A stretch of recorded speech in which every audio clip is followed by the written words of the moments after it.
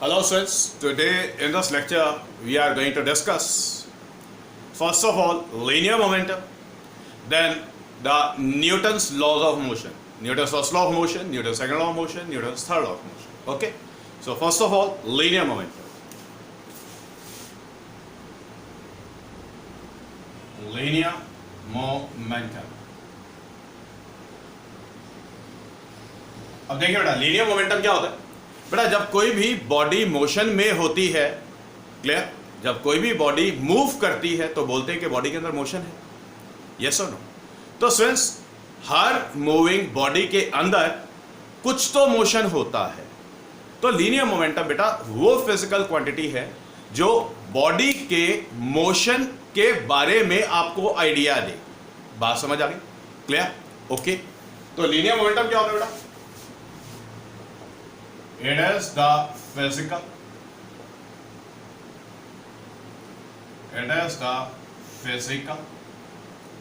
quantity which defines the quantity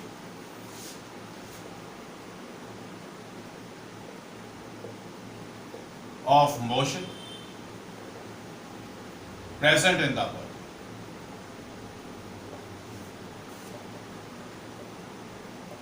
Got it? Clear? अब बेटा किस बॉडी के अंदर कितना मोशन है इसको हम मेजर करेंगे। देखिए,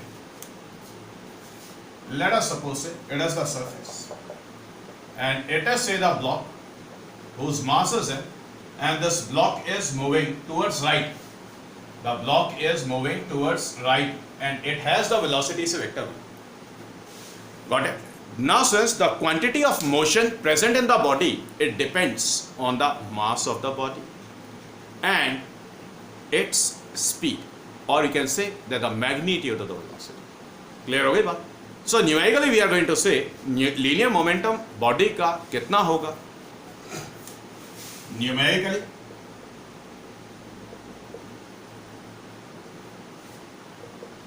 the linear momentum of the body is the product of its mass and velocity. Got it? बेटा लीनियर मोमेंटम को स्मॉल p से डिनोट करेंगे and it is written as mass multiplied with velocity. Got it? अब दिखाई दे रहा है कि vector quantity है, तो important, it is a vector quantity. बेटा ये वेक्टर क्वांटिटी होती है and its SI unit is kilogram metre per second. समझ आ गई बात? कॉपी कर ले।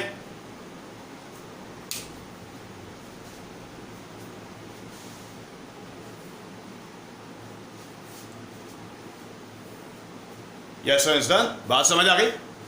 तो बेटा देखिए, अब किस बॉडी के अंदर कितना मोमेंटम है, अगर आपके पास बॉडी का मास और बॉडी के स्पीड का आइडिया ना हो और बॉडी के अंदर कितना मोमेंटम प्रेजेंट है या बॉडी के अंदर कितना मोशन प्रेजेंट है, अगर उसे रियलाइज करना हो तो आप क्या करेंगे?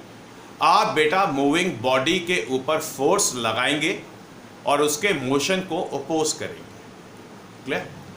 तो बेटा किसी भी मूविंग बॉडी को रेस्ट में लाने के लिए जितना भी फोर्स आपने बॉडी पर लगाया, क्लियर, उससे आपको बॉडी के अंदर कितना मोशन प्रेजेंट था, बॉडी का कितना लीनियर मोमेंटम था, उसका आइडिया मिलेगा।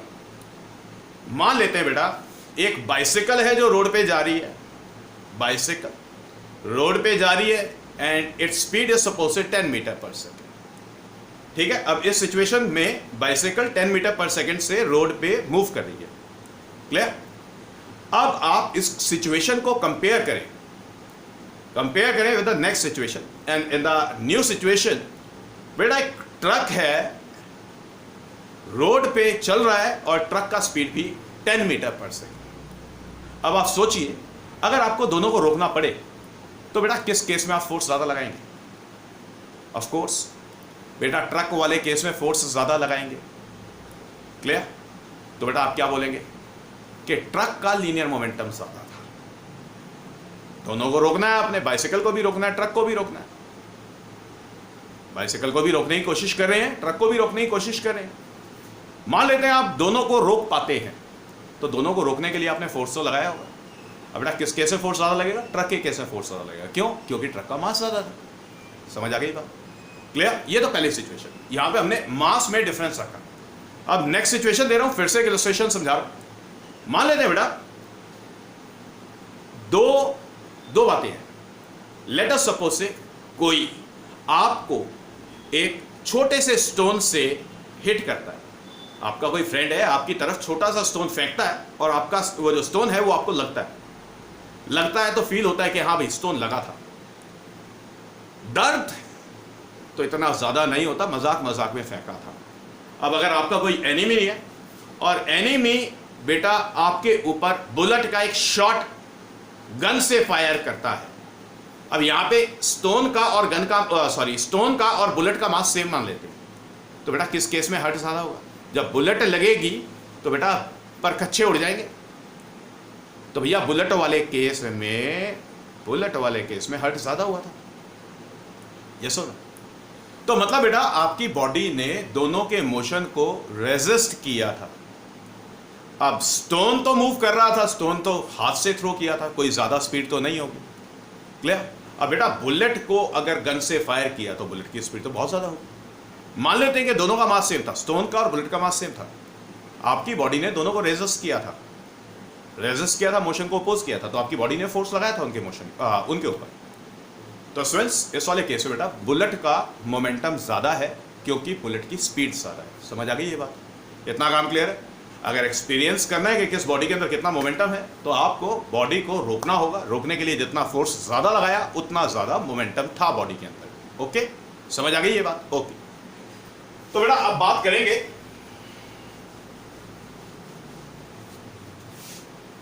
न्यूटन्स लॉज ऑफ मोशन की। तो स्टूडेंट्स अब बात करने वाले हैं न्यूटन्स लॉज ऑफ मोशन की। पहले बात करेंगे Newton's first law of motion. अब ध्यान से समझिए भाई। तो बेटा ये हमारी फिजिक्स में जितने भी लॉज हैं ये साइंटिस्ट की ऑब्जर्वेशंस थी। साइंटिस्ट ने अपने एक्सपेरिमेंट्स कंडक्ट किए, उनकी ऑब्जर्वेशंस हैं। अब उन्होंने क्या कंक्लूड किया, जब उसको वर्ड्स में डाल दिया तो उसको उन्होंने लॉ बोल दिया। अब वो लॉ है, ठीक है? अब देखिए लेट अस सपोज स्टूडेंट्स ये सरफेस है और सरफेस के ऊपर कोई ब्लॉक पड़ा हुआ रखा हुआ है रेस्ट पे। तो स्टूडेंट्स क्या ये ब्लॉक अपने आप मोशन में आ जाएगा? जैसे स्टूडेंट्स आपने टेबल पर अपनी बुक प्लेस की हुई है, जब तक आप कोई छेड़छाड़ ना करें या कुछ ना करें, टेबल हॉरिजॉन्टल है, उसके ऊपर बुक रखी हुई, क्या बुक अपने आप चलना स्टार्ट कर देगी? It is not possible. तो बेटा बुक कब मोशन में आएगी? बुक तब मोशन में आएगी जब आप उसके ऊपर फोर्स लगाएं। बात समझ आ गई? तो कहने का मतलब ये हुआ कि कोई भी बॉडी अगर रेस्ट में है तो वो रेस्ट में रहेगी जब तक बॉडी के ऊपर कोई एक्सटर्नल फोर्स ना लगे। पल्ले पड़ गई बात? इतना काम क्लियर है? अब दूसरी सिचुएशन, लेट अस सपोज ये फ्लोर है, ओके, और फ्रिक्शन नेग्लिजिबली स्मॉल मानते हैं, फ्रिक्शन को नेग्लेक्ट कर देना। अब बेटा कोई भी ये ब्लॉक है, इस ब्लॉक को आपने 10 मीटर पर सेकेंड का स्पीड दिया, ओके, और स्पीड देके छोड़ दी, तो क्या होगा? ये ब्लॉक बेटा स्ट्रेट लाइन के अलावा मूव करता जाएगा। यस और नो? अपने आप तो इसका डायरेक्शन चेंज नहीं होगा जब तक बीच में कोई ऑब्स्टेकल ना आए या आप उसके साथ छेड़छाड़ ना करें।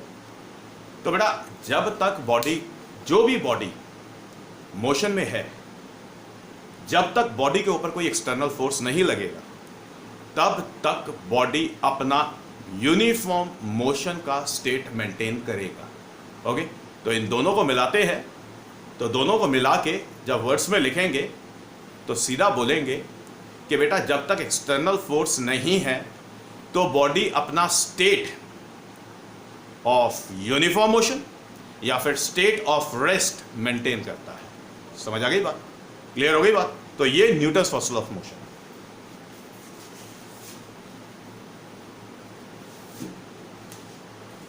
Newton's first law of motion. मैं वर्ड्स में दे रहा हूं बेटा, आप नोट करें। According to Newton's first law of motion,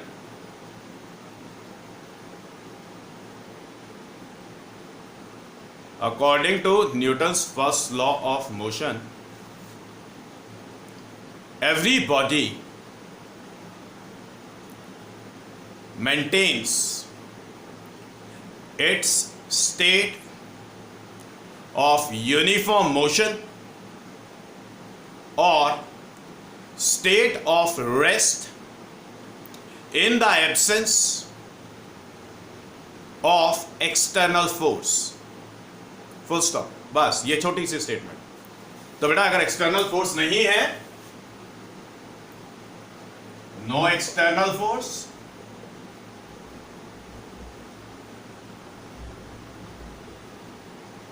तो बेटा स्टेट ऑफ रेस्ट या फिर state of uniform motion is maintained। Clear? याद रखने के लिए समरी याद रखें, नो एक्सटर्नल फोर्स, तो स्टेट ऑफ रेस्ट या फिर state of uniform motion will be maintain. इसको मैंने वर्ड्स में दिया आपको। क्लियर? अब बात करेंगे बेटा Newton second law of motion की। अब बेटा Newton second law of motion को समझिए पहले, देखिए।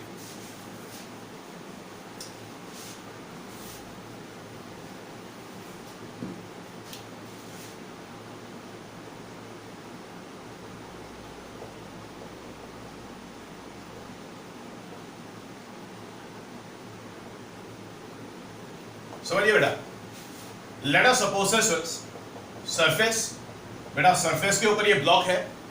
बेटा ब्लॉक के ऊपर हमने फोर्स लगाया वेक्टर एफ इस डायरेक्शन में, तो ये एक्सटर्नल फोर्स है। तो इस एक्सटर्नल फोर्स की वजह से क्या होगा बेटा, ब्लॉक के अंदर एक्सलेरेशन प्रोड्यूस होगा, और जो एक्सलेरेशन प्रोड्यूस होगा फॉरवर्ड डायरेक्शन प्रोड्यूस होगा। क्लियर? तो अगर बेटा सिस्टम के ऊपर कोई एक्सटर्नल फोर्स लगे, तो सिस्टम के ऊपर अगर एक्सटर्नल फोर्स लगे तो एक्सटर्नल फोर्स क्या करती है, सिस्टम का या बॉडी का जिसके ऊपर एक्सटर्नल फोर्स लग रही है उसका मोमेंटम चेंज होता है। क्लियर? एक्सटर्नल फोर्स की वजह से बॉडी का लीनियर मोमेंटम चेंज होता है। समझ आ गई बात? अब बेटा देखिए, जितना ज्यादा फोर्स लगेगा उतना ज्यादा एक्सेलरेशन आएगा, मतलब उतना ज्यादा लीनियर मोमेंटम चेंज होगा। समझ आ गई ये बात? क्लियर हो गई बात? तो पहले वर्ड्स में लिख लें। According to Newton's second law of motion,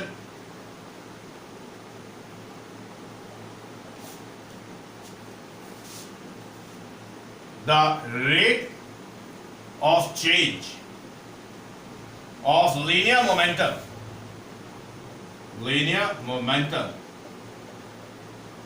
of the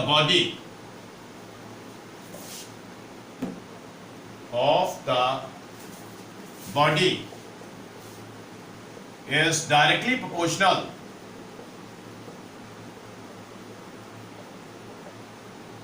to the external force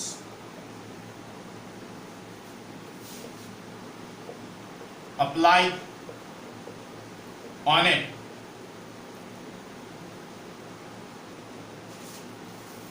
According to Newton's second law of motion, the rate of change of linear momentum, ये याद रखें, rate of change of linear momentum। Clear? मतलब linear momentum time के साथ change होगा। ये किसके ऊपर डिपेंड करेगा कि कितना फोर्स लग रहा है। And this change takes place in the direction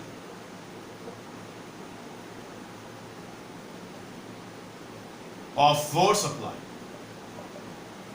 got it? अब बेटा लीनियर मोमेंटम किस डायरेक्शन में चेंज होगा, बॉडी का स्पीड या बॉडी का वेलोसिटी किस डायरेक्शन में चेंज होगा, जिस डायरेक्शन में फोर्स लगेगा। समझ आ गई बात? क्लियर? ओके, चलिए पहले इसे कॉपी कर ले, फिर समझाता हूं इसे।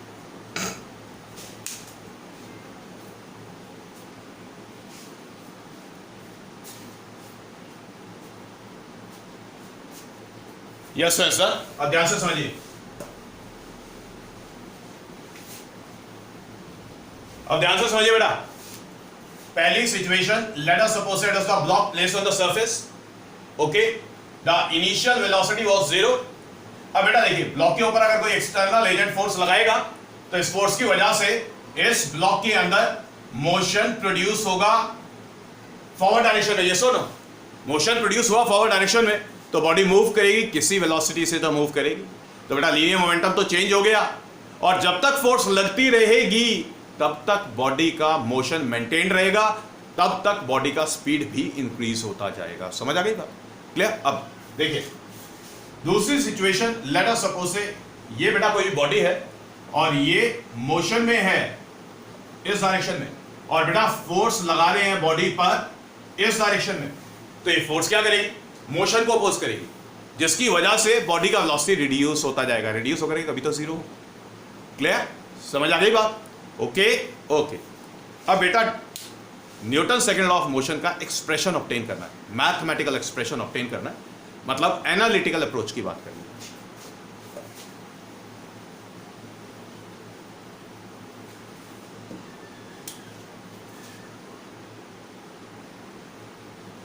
Reduction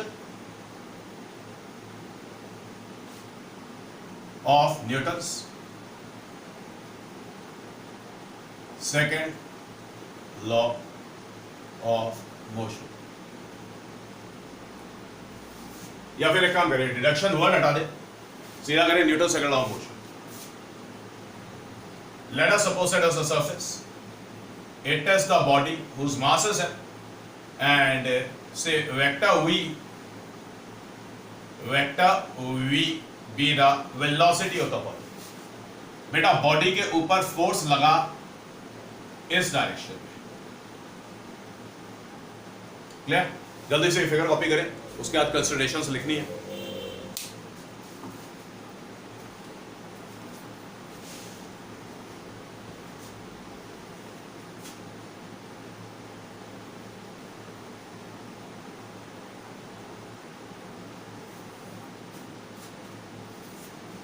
yes sir, next line में लिखें, consider the body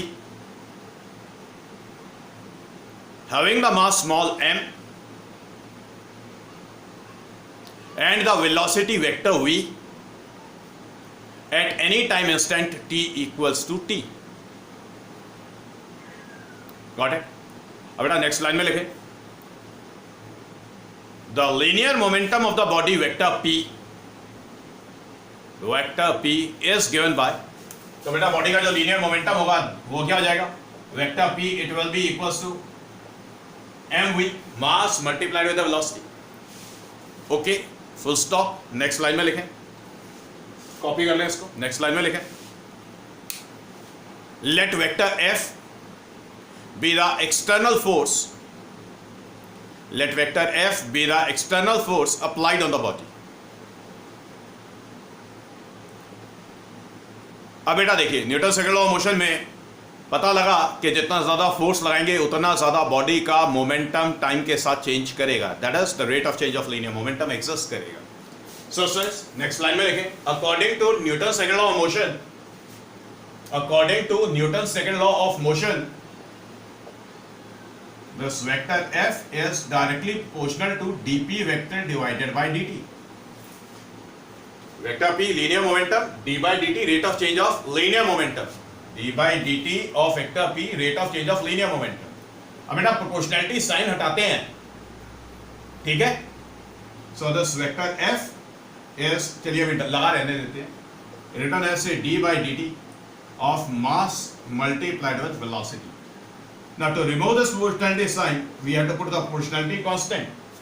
To remove the proportionality sign we have to put the proportionality constant। The proportionality constant is say k, d by dt of mass and velocity।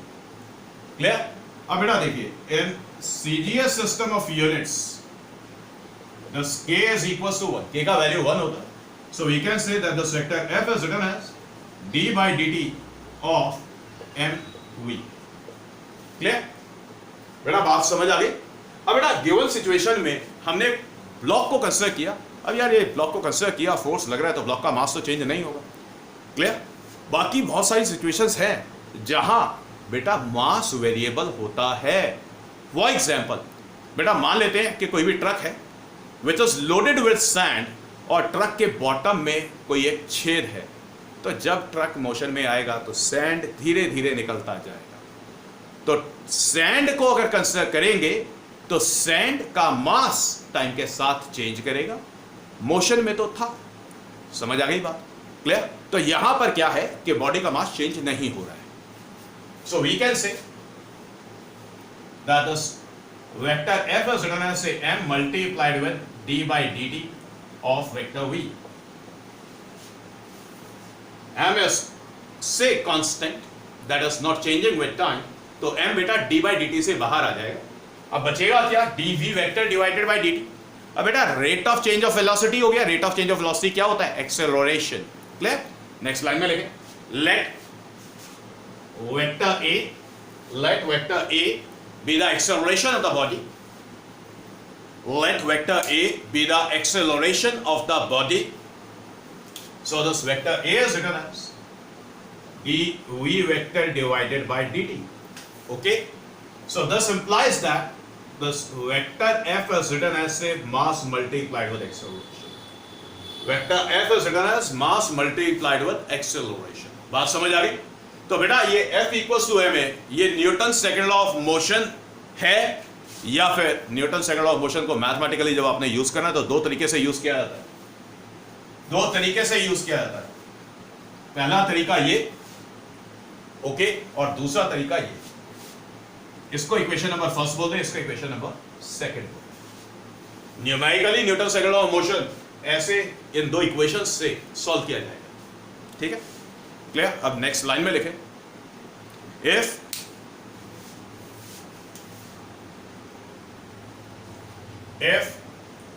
vector f is written as say fx I cap plus say fy j cap plus say fz k cap। तो बेटा हमने mathematical representation दिया है force का, मतलब बेटा fx I cap क्या हो गया, it is the component of the force acting on the body along x axis. fy j cap क्या हो जाएगा, component of the force acting along y axis. fz k cap क्या हो जाएगा, component of the force along z axis, ठीक है। तो we can say that the acceleration vector is also equals to ax I cap plus से ay j cap plus से az k cap। पल्ले पड़ गई बात, okay. So we can say that this fx I cap plus से fy j cap plus से fz k cap it will be equals to mass multiplied with ax I cap plus ay j cap plus az k cap। ये simple सी बात समझ आ गई, copy करिए।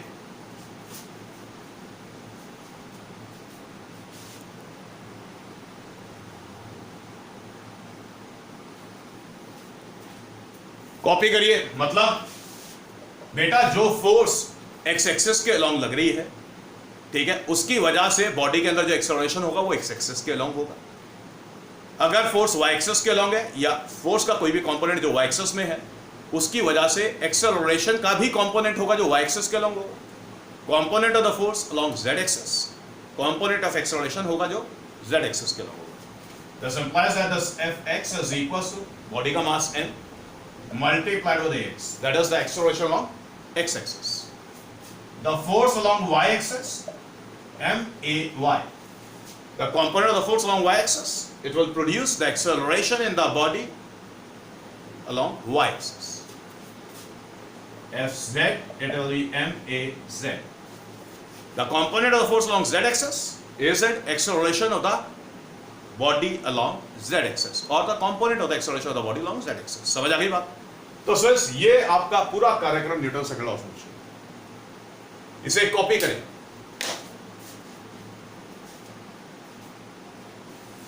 Copy करिए, done.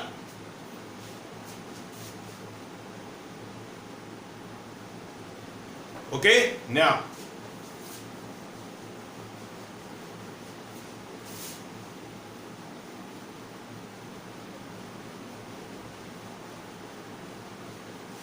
अब बेटा बात करेंगे Newton's third law of motion की। Newton's third law of motion, ध्यान से देखिए।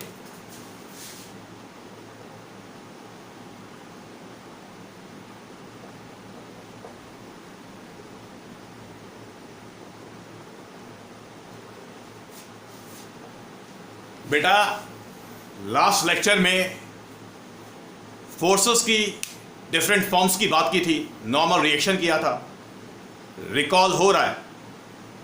हमने एग्जांपल ये वाला लिया था,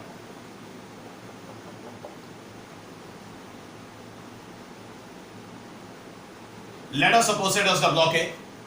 The block A is kept in contact with the block let us suppose it as the block B and the block B is kept in contact with the block A. तो बेटा देखिए, दोनों physically तो touch कर रहे हैं एक दूसरे को, दोनों ब्लॉक्स A और B फिजिकली टच कर रहे हैं एक दूसरे को। बेटा क्या A B को पुश करेगा? अभी सिचुएशन में तो दिखाई दे रहा है कि पुश नहीं करता। अब सोचिए, अगर बेटा कोई एक्सटर्नल एजेंट ब्लॉक ए के ऊपर 10 न्यूटन का फोर्स लगाए, एक्सटर्नल एजेंट ने 10 न्यूटन का फोर्स ब्लॉक ए पर लगाया, ब्लॉक बी पर नहीं लगाया, तो अगर ये दोनों मूव करते हैं या मूव करने की कोशिश करते हैं तो किधर जाएंगे? राइट साइड में। अब बेटा फोर्स तो लगा था ए के ऊपर, क्वेश्चन एग्जिस्ट करता है बी क्यों मूव कर रहा है, उस टाइम समझाया था। बेटा देखिए, एक्सटर्नल एजेंट ने ब्लॉक ए के ऊपर 10 न्यूटन का फोर्स लगाया, तो ये ब्लॉक ए इस एक्सटर्नल फोर्स को ब्लॉक बी पर ट्रांसफर देगा। तो मतलब ब्लॉक ए इस बॉडी के ऊपर फोर्स लगाएगा जिसको हमने नाम दिया था एक्शन। क्लियर? अब ये बॉडी बी क्या करेगा? ये बॉडी बी इस बॉडी ए के एक्शन को रेजिस्ट करेगा। कैसे? रिएक्शन। क्लियर हो गई बात? तो ये एक्शन रिएक्शन पेयर्स कब एग्जिस्ट कर रहे हैं?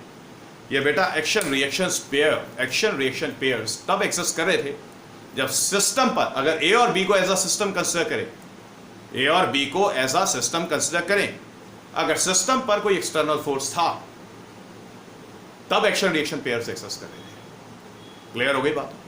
तो मतलब आपने सिस्टम को कंसिडर करना है। अगर सिस्टम में एक्शन है तो बेटा रिएक्शन जरूर होगा। सिस्टम में एक्शन है तो एक्शन के रिस्पॉन्स में रिएक्शन जरूर होगा। ये observation Newton's third law of motion है। क्लियर? इसको वर्ड्स में लिख लें आप, मैं दे रहा हूं, छोटी स्टेटमेंट है। लिखिए, according to Newton's third law of motion,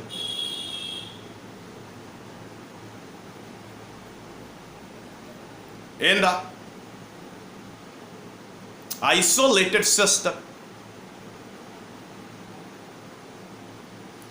there exists action and reaction in pairs. That is, to and every action there is an equal and opposite reaction. To and every action there is an equal and opposite reaction. समझ आ गई बात? ये छोटी सी statement है। Okay, clear हो गई बात? अब बेटा एक काम करते हैं, Newton's third law of motion को प्रूफ करते हैं। क्लियर? बेटा आइसोलेटेड सिस्टम क्या होता है? आइसोलेटेड सिस्टम वो होता है जिसके ऊपर एक्सटर्नल फोर्स जीरो होती है। क्लियर? अब ध्यान से देखिए, लेट अस सपोज से बेटा ये कोई एक बॉल है या कोई भी बॉडी है जिसका मास सपोज से m1 है और ये v1 वेलोसिटी से मूव कर रही है। इधर कोई एक बॉडी है से b, इसका मास m2 है और इसका वेलोसिटी लेट अस सपोज से वेक्टर v2 है फॉरवर्ड डायरेक्शन। अब देखिए, दोनों बॉडीज मान लेते हैं कि सेम स्ट्रेट लाइन के लॉन्ग मूव कर रही हैं, सेम स्ट्रेट लाइन के लॉन्ग। अब अगर बेटा बॉडी ए का स्पीड बॉडी बी के स्पीड से ज्यादा है तो बॉडी बी बॉडी ए को पीछे से हिट करेगी, टक्कर मारेगी।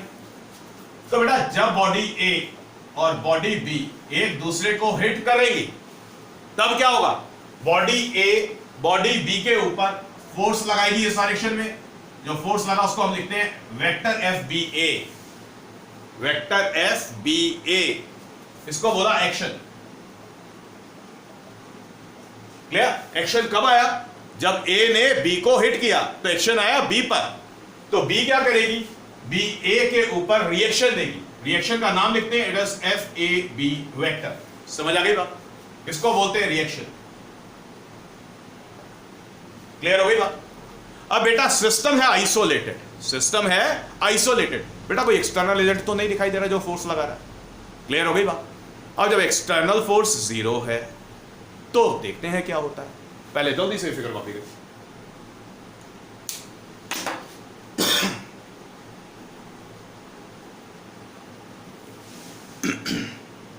Consider the bodies A and B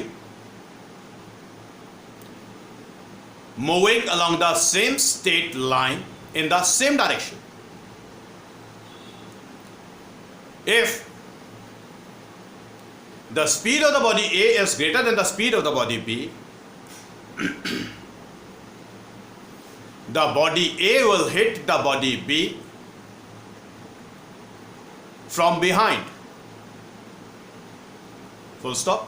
Next line में लिखें, let vector FBA, let vector FBA be the force experienced by the body B due to the body A. Next line में लिखें, let vector FAB be the force experienced, let vector FAB be the force experienced by the body A due to the body B. बेटा next line में लिखें, as the system is isolated, as the system is isolated, no external force acts on the system, no external force acts on the system, and according to Newton's second law of motion, vector F external बोल रहे हैं is equals to dp vector divided by dt बोल रहे हैं। तो ये vector p क्या हो गया? Vector p is the linear momentum of the system. और सिस्टम में क्या है? सिस्टम में body A plus body B है। बात समझ आ गई? क्लियर हो गई बात? तो स्टूडेंट्स अगर बेटा देखिए Newton second law of motion क्या कहता है, अगर external force, Newton second law of motion क्या कहता है? Vector external force is always equals to the rate of change of linear momentum in magnitude. So if external force is zero then we can say that this dp vector divided by dt it should be equals to zero. Yes और no? अब बेटा vector p linear momentum है system का। System में दोनों bodies A और B, तो body A का भी लीनियर मोमेंटम है, बॉडी B का भी लीनियर मोमेंटम है। वेक्टर सिखाए थे ना, this vector p, the total linear momentum of the system, system में A है और B है, so the total linear momentum of the system it should be the vector sum of the linear momentum of the body A and the body B। बात समझ आ गई? Clear? So we can say that this d by dt of vector PA plus vector PB it should be equal to 0। yes or no? बेटा बात समझ आ गई? Clear हो गई बात? अब ऐसा करते हैं, इसको रिड्यूस कर लेते हैं। Now we can say that d by dt of vector PB plus d by dt of vector PA it will be equal to 0। सिर्फ मैंने उल्टा लिख लिया, किसी को भी किसी के साथ वेक्टोरली सॉल्व करो कोई फर्क नहीं पड़ता है। समझ आ गई बात? Now this implies that d by dt of vector PB it will be equals to negative of d by dt of vector PA। बात समझ आ गई बेटा? अब बेटा ध्यान से देखिए, dp by dt, pb क्या था? Linear momentum of the body P, pa क्या था? Linear momentum of the body A। Clear हो गई बात? Now we can say according to Newton's second law of motion this vector FBA is the force, FBA is the force on B by A, so it is written as d by dt of B vector। yes or no? Rate of change of linear momentum of the body, and FAB vector is written as d by dt of PA vector। The force acting on the body A by B, on A by B, it is equals to the rate of change of linear momentum of the body A. Clear? समझ आ गई बात? जल्दी से copy कर लें.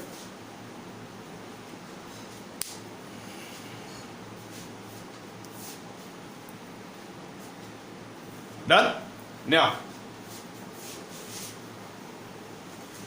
अब बेटा मैं इधर कर रहा हूं, यहां पर ध्यान से देखिए. Now this implies that this FBA vector, it will be equals to negative of FAB vector. Clear? FBA vector को क्या बोला था? एक्शन बोला था. और ये इधर तो मिट गया है, इसको रिएक्शन बोलते हैं.